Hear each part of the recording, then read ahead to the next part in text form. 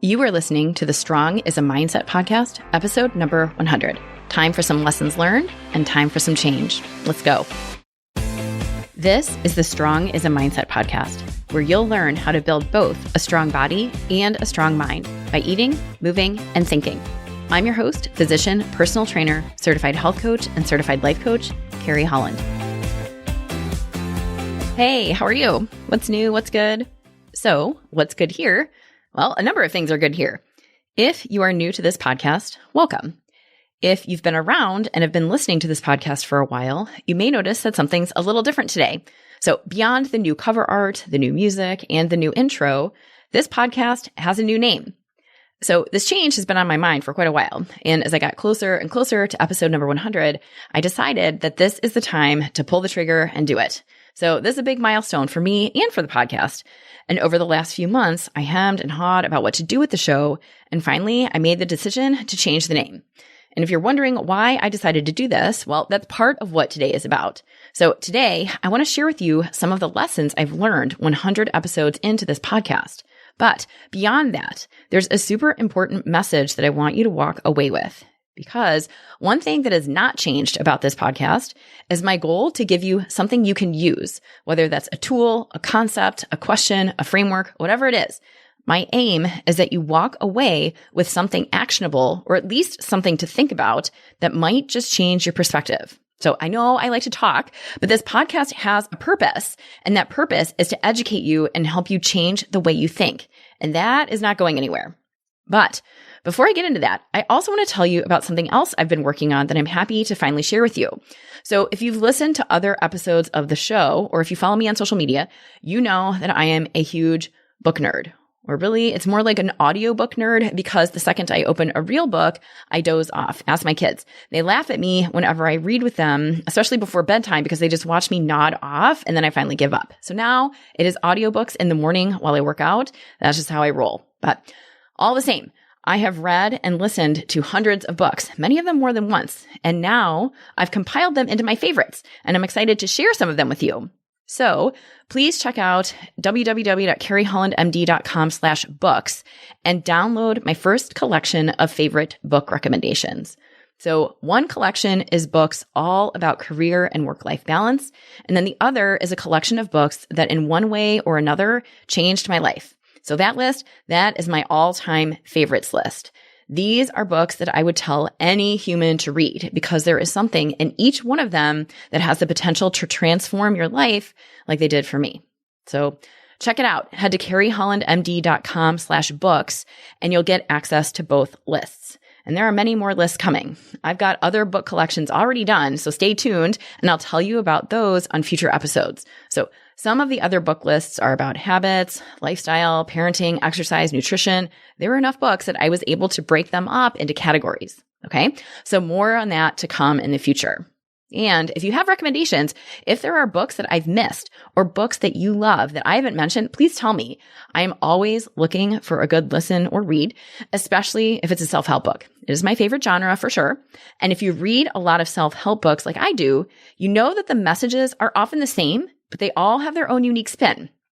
So it can be as proper and eloquent and grammatically correct like Stephen Covey's 7 Habits of Highly Effective People, or it can be sarcastic and full of 4-letter words like Jen Sincero's You're a Badass. The message is the same, but it's wrapped differently. And either way, there is something to be taken from each and every one of those books, and I'm here for it. And I'm here for your recommendations. So tell me what I should read next. You can shoot me a message at carrie@carriehollandmd.com with your recommendations. All right? Okay. So let's dive in. After looking back on the last 99 episodes that got us to today, I'm sharing some lessons learned as well as some things to consider going forward. And most importantly, I'm going to explain why strong as a mindset really is the absolute truth and why it was the next right step for this podcast. So I'm sharing what I've learned along the way, both by coaching loads of women and by creating 100 episodes of this podcast. And I think you'll see why this change makes sense. All right, so let's go. So the first and maybe one of the most important lessons I've learned is that not everyone here listening is a mom. So in the time that I've started this podcast, I've gotten loads of comments, questions, emails, and episode suggestions from women who are not moms. And I absolutely appreciate, and I do not take for granted, that someone who is not a mom would choose to listen to a podcast titled Strong as a Working Mom. But beyond that, I also took a hard look at what I do in my day-to-day work. I am a life coach. I have the honor of spending my workday coaching women to feel better. And that's through a combination of eating, moving, and thinking. But what I realize is that these tools apply to any person, to any woman, whether she is a mom or not. And the more I coached, the more that became apparent. And over time, it just didn't feel right for me to ask my clients who are not moms to listen to a podcast called Strong as a Working Mom. So as an aside, sometimes in coaching sessions, if a concept comes up where it fits, or if I've written an episode about something that relates to what we're talking about, I'll refer clients to a podcast episode to listen to. But it just felt misaligned to be sending my clients who are not moms to listen to a podcast for working moms. It just did not feel right to me. So that made me do some serious thinking about the role of mom and what that means to me in my own life and how that plays out in the way I coach. And what I landed on after a lot of reflection is this. So while I am a mom, and many, but not all of my clients are also moms, I am way more than that. And for any moms listening, please know that you are also more than a mom. Okay? Really. So I'm not speaking for the women I coach, but this theme has come up enough times in coaching sessions that I think it's worth sharing. So I'm speaking for myself here. I value being a mom. Being a parent is by far the best and also hands down hardest job I have ever taken on. It has brought out the absolute best in me, and it has also brought out the absolute worst in me. But being a mom does not define me. It is not all that I am, because I am more than a mom. And while I very much appreciate having that title, I don't want to use it to silo myself from other women. That is not my goal. The title of mom is just one of many that I hold. And it's just one of the many titles that some of my clients hold. And while we can use that word to identify ourselves, it is not the entirety of our identity. So I don't know, maybe that sounds harsh. I don't think it does. I want my own identity beyond that of being a mom. And I want that for you too. Because while being a mom is most definitely part of me, it is not all of me. And in honor of all the women that I coach, past, present, and future, I want you to know that you are your own person. You have your own identity beyond that of being a mom. And that is true whether you call yourself a mom or not. Okay? So this was a huge lesson that I learned. All right, next. So the second lesson learned here, and the second thing I want you to consider is this. You are also more than your career. Okay. So this is another big concept that I want to pull apart. So often, one of the first ways we identify ourselves is by our profession. So think about it.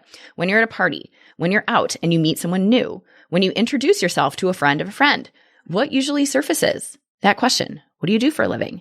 And in part, it makes sense. You spend most of your waking hours at work. You may have spent years studying and interning and mentoring and preparing to obtain whatever career you have. So it makes sense that we're quick to identify by our career. I know I did. So I can use myself as an example. It took a long honking time to become a physician. 4 years of college, 4 years of med school, 3 years of residency. And that's the bare minimum. I'm on the short end of the training spectrum compared to some other physicians. So depending on their chosen specialty, many of my colleagues have residencies that are longer, or they take on multi-year fellowships that extend their training even longer. So you're looking at upwards of a decade of work beyond college to obtain your career. And while that's the case for physicians, there are also other professions that require years of training and ascending the ranks in order to get where you want to go. So when you put in that much time and energy into establishing your place in your profession, it makes total sense that your career is a large part of your identity. But what happens when you realize that your career is only one small part of the picture? Or that your work is not what you thought it was going to be and you don't feel as strongly attached to your career as you once did after years of chasing it? So again, I can use myself as an example. I spent a lot of my life, a lot of my energy, and a lot of brain power becoming a physician. I thought that was who I wanted to be until I got there and realized not too far into my career that it actually wasn't what I wanted. And now, looking back on it and reflecting on it, I realize that medicine was my escape. I only recently realized it, But now that I've made that connection, it seems crystal clear and totally obvious. I thought that by becoming a physician, I was creating safety for myself. So growing up in my home, it was entirely obvious that my mom was completely and 100% dependent on my dad for everything. If he left her, if something happened to him, or if he was no longer in the picture, my mom would be totally lost. She has no family. There is no one. She didn't graduate high school. She held all kinds of odd jobs: fast food, house cleaner, waitress, gas station cashier. She did a little bit of everything. She had no money. She had no backup plan. And it was very obvious that she had nothing if my dad didn't support her. So what I translated from my upbringing was, I need to find a career that creates safety. And I decided that for me, it was going to be medicine. I wanted to help people. I wanted to make a difference in people's lives. And I wanted safety and job security. So I got good grades. I was good in science. I worked really hard. So all roads pointed to medicine until I got there and realized that I did not love it. And then I was sitting with a full-on identity crisis. Since high school, I had spent my life zoned in on becoming a physician. And then I finally did it. I became a doctor, only to realize, holy cow, this is not at all what I want. And that was a real challenge because that's how I identified as a physician. So when I went through my own career transition, not only did I change my profession, I also had to work on changing and accepting a new identity. It took me a minute to be able to declare with confidence, I am a life coach. That took some time because both in and outside the medical community, there are opinions about being a life coach. That's for a separate podcast. But the important take home here, and the message I want to send to you, is that you are more than your career. You are more than your degrees, okay? If you have spent years becoming a physician or a lawyer or a business person or a teacher or an accountant or whatever your title is, that is just one small slice of your identity. You are so much more than your career because your career is what you do, but it does not encompass who you are. And that is an important distinction to make because sometimes we can get so wrapped up in our careers and whether we're excelling and climbing the ladder or getting good patient or customer reviews that we lose sight of ourselves. We lose ourselves in the process. I know I did. I had worked so stinking hard to become a physician, and then I finally was one, and I felt totally lost inside all of the bureaucracy, the policies, patient satisfaction metrics, charting, units. I got so lost in all of that, and it was terrifying. And it can be really unsettling to want to be something so badly, only to get there and realize it is not at all what you want. But whether you love what you do or you hate what you do, or you're in the process of transitioning to what you truly feel called to do, the message is the same. You are more than your title at work. Your career is not your identity. Okay? All right. So now that I've shared two major lessons I've learned over the course of creating this podcast, let me tell you how this all comes together and why does this matter? So what I realized is that regardless of whether or not you identify as a mom, you work hard. Period end. I have mentioned it multiple times on the podcast and it bears repeating here. But if you are a woman, there is a societal and cultural expectation that you are a caretaker and you are a nurturer. You put other people's needs before your own. You smile and do as you're asked. And that is true whether you identify as a mom or not. So there's a saying that working moms are expected to work as if they don't parent and parent as if they don't work. And that is an impossible standard that no woman can uphold. And it sets us up for failure. But at the same time, there's a similar but different expectation placed upon women who do not have children, whether that is by choice or not. And that expectation is that you work that much more and give that much more to your career because you don't have children to hurry up and get home to. This has come up numerous times in coaching sessions with my clients who are not moms, and it is also setting them up for total exhaustion and burnout. Okay, so I can admit that I don't know what that's like because that is not my lived experience, but it has come up enough times for my clients who do not have kids that I feel it's important to call it out. There are double standards placed upon women, whether they have children or they don't. And I highlight both of these scenarios because either way you slice it, women often land in a place where they feel pressure to perform. And not just to perform, but perform well, as in get the A+. Most of the women I work with did not get where they are today by going easy on themselves. And I am honored to have a lot of very high achieving women in my circle, both as friends and as clients. And the message I hear from them time and time again is the same. They are exhausted. And these women are exhausted because they are constantly running. They are running, trying to balance it all, trying to balance career, family, kids, partner, friends, relationships, all of it. And here's the thing. There's something that happens in that process. Sometimes in that process of constantly going, of constantly grinding, and constantly shifting between your titles, you can go numb. You become a machine. That was me. I was a machine. I was doing all the things, full-time family doctor, delivering my own babies, writing lectures for the med students and residents, raising 2 boys, being a kid Uber, seeing my husband every now and then when our schedules matched up, trying to see my friends. I was a machine.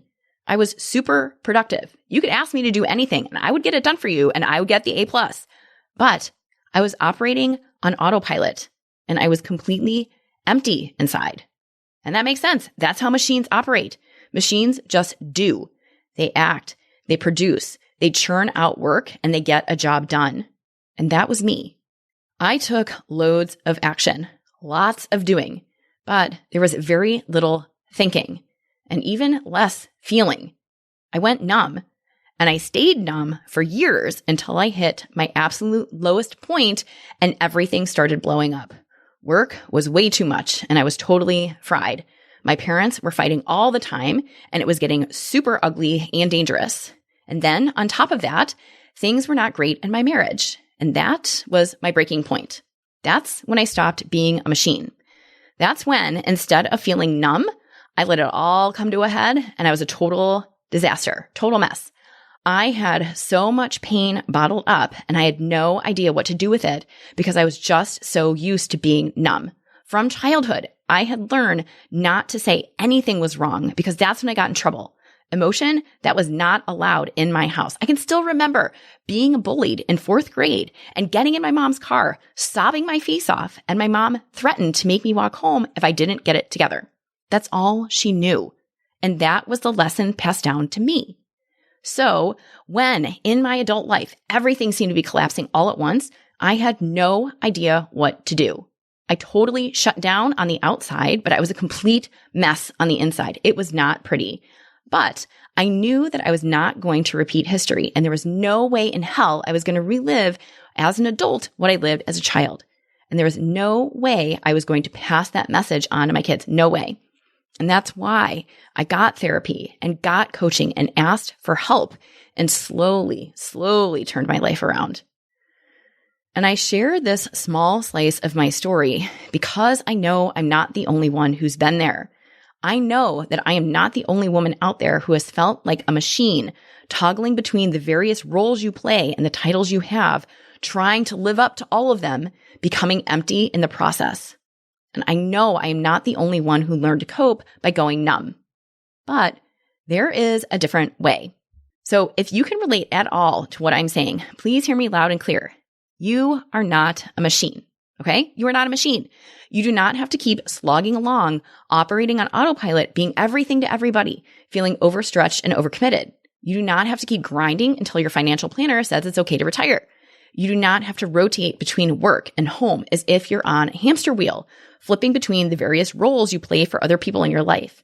You do not have to put everything in a pocket and shove it down for later.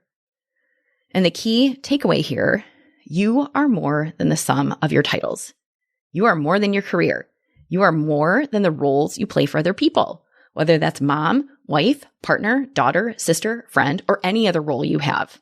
And you are not a machine. You are meant to feel all of it.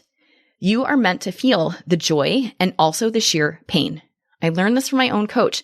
How do you know what joy is? Think about that. How do you know what joy is? Because you know pain. It's only in that contrast that you're able to appreciate each. If we only ever knew joy, we would be none the wiser and we'd totally take it for granted. But it's because we know what the nasty, icky lows feel like that we're able to recognize and appreciate the amazing highs and the joy that comes with it. And I am here for all of it. So these are important lessons I learned the hard way through loads of trial and error. And in all fairness, also through loads of therapy and coaching. But if I can use the lessons I've learned and help you understand this without all of the pain I went through, then I'm doing what I set out to do. You are a person. You are a human with thoughts and feelings and desires and passions. And I want to help you become the whole person you want to be because it feels so much better to be more than a title. I went through this myself. I owned it. I owned all the crap that happened to me and realized that while certain things weren't my fault, they were my responsibility. Big difference. But it meant I had to take ownership. So I did. I did the work. I still am doing the work. And while yes, I still identify as a physician, a life coach, a wife, a mom, and all the other titles, I know that I am so much more than that. And if I had to choose exactly one word to describe who I am, it's strong. Hands down. And that word has nothing to do with any titles I have, any work I've done, where I came from, my upbringing, or how much I produce or how busy I am. Okay? So let's talk about this. Let's talk about the word strong, because we haven't really made any mention of exercise or cardio or lifting weights or salad or protein yet. And this is a wellness podcast after all. So where does this all fit in? Well, so that leads me to my third and probably most important lesson learned. And in full transparency, I learned this lesson before this podcast came to fruition, but I'm reminded of it every single time a client tells me she just needs to hurry up and lose some weight, or she just needs to diet down until she can fit into the smaller size dress, or she just needs to get under 150 pounds and then she'll feel better. No, it does not work that way. So here's my most important lesson learned so far anyway. You ready? Here it is. You can be the most jacked person in the room, but if you are not managing your mind, if you are not taking care of your brain, then you do not have wellness. Okay? That is why every single thing I do will come back to eating, moving, and thinking, because all three are essential for wellness. All three combine to make you strong. And once again, you can learn from my mistake. So when all hell was breaking loose in my life, starting with my parents and then within my own marriage, and my life seemed to be turning upside down, I was probably at my most fit ever. I was preparing for my 4th natural bodybuilding show. I had more muscle than I had ever had. I could bench press more than my body weight and squat twice my body weight. I was still riding my Peloton and was pretty fit from a cardiovascular standpoint. My diet, that was on point. Loads of protein, whole grains, healthy fats. I was on. You could look at me from the outside and think, hey, she is fit. But that was about as far as it went. It did not go any deeper than that. And I realize now, only looking back on it, that I was trying to solve my insides by getting totally ripped on the outside. I thought that if I got fit as stink, and if I looked like a total badass on the outside, if I could do more pull-ups, or if I could squat more than anyone in the room, that I was okay. As long as I stayed fit and looked a certain way and had a certain physique, I was safe. I could not get hurt. Because I wanted to send a message to anyone and everyone that said, don't F with me. And that was all I knew how to do. But please hear me. I was totally, absolutely wrong, just dead wrong. Because muscle does not heal pain. Thin means nothing. Being small does not solve your problems. Having a shoulder cap and arm veins and biceps does not matter. Fitting into a single-digit pant size does not matter. None of the outside stuff matters if you feel like total garbage on the inside. And that's where I was. Super fit on the outside, totally broken on the inside. And after having made that very painful realization myself, and after having worked through it, and coming out on the other side with a very, very different perspective on what it means to be well and what it means to be strong, now I can take that experience and help you and help my clients see it for what it's worth. Eating and moving will only take you so far. They are certainly important if you want to be healthy. So if you're here listening to this podcast in order to get fit, rest assured, I have got you covered. I've got the training and the certifications and the experience to tell you how to lift the weights and build the muscle. I can tell you how to improve your nutrition in order to optimize your body composition. I've got that down. I am a self-proclaimed science nerd. I've got the certifications. I have done it for my clients, and I will dive into the latest to get you what you need to know in order to be fit. No problem. But eating and moving are only a small piece of that puzzle. If you truly want to be strong, if you want to have true wellness, that starts with your thinking. And I make such a big stink out of this because I have seen you try to go at it in reverse. It's easy to identify the pattern because I've done it myself. I've had clients try to strong arm themselves into eating next to nothing. I've seen them try to take on super intense exercise regimens only to crash and burn. I've seen them cut out entire food groups and cut their food intake so low that they're miserable. I've seen them repeatedly cut and replace carbs because they're afraid to gain weight, only to eat candy and pastries all weekend long. And these are all examples of trying to fix an internal problem with an external solution. And maybe this is you too. If you have spent years trying to beat yourself up into a thinner version, if you do not accept yourself as you are now, if you think you will like yourself better and your self-worth will improve when you're smaller or more muscular or when you look a certain way, please understand that's not going to work. That is not the answer.